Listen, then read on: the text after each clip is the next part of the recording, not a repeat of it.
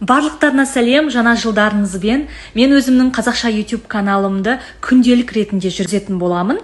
Яғни күнделікті өмірімдегі болып жатқан қызықты оқиғалар, эмоциялық моменттер, үйренген сабақтарым, соның барлығын сіздермен қысқа видео арқылы бөлісемін.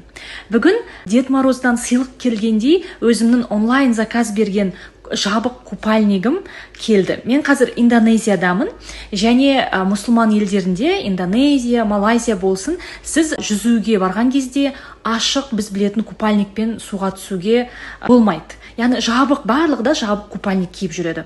Мен өзіме наконец-то орысша айтқандай жабық купальник сатып алдым. Өте арзан тұрады.